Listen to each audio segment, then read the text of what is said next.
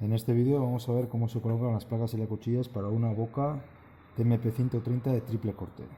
Lo primero, vamos a meter la espiral como antes. Hay que observar que la clavija es mucho más larga al ser de triple corte.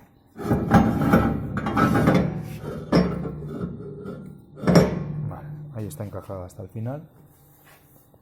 Lo primero, como siempre, la placa de 3 ojos. Esta placa de 3 ojos, aunque sea recta por un lado y por otro, son iguales. Siempre hay que coger la costumbre de meter en el sentido que podamos leer las letras de la placa.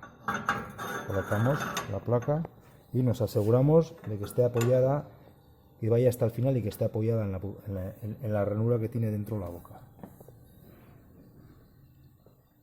Después colocaremos la primera cuchilla. La primera cuchilla, muy importante, colocar las aspas en el sentido que gira la máquina.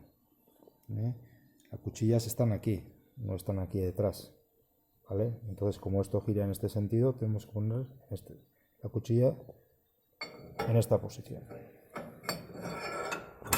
Y muy importante también ese último clic que ha hecho que el moyú entre dentro de la placa que está al fondo. Después colocaremos la placa de 3 ojos, la placa de 13. Esta placa de 13 también colocamos y nos aseguramos de que entre ahí. Después viene otra vez la segunda cuchilla. La segunda cuchilla tenemos que volver a mirar cuál es el sentido de las aspas.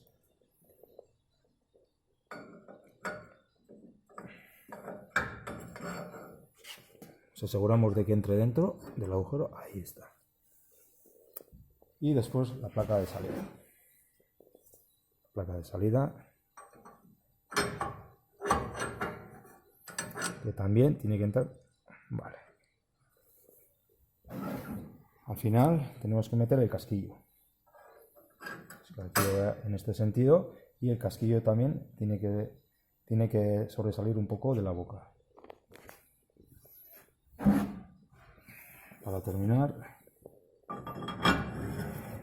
colocaremos la tuerca.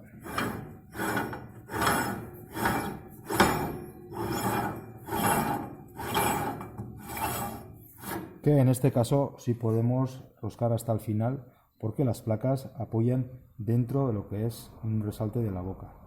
Y la espiral muchas veces puede tener este juego. Esto es correcto. No hace falta que soltemos. Está hasta el tope y la espiral tiene este juego.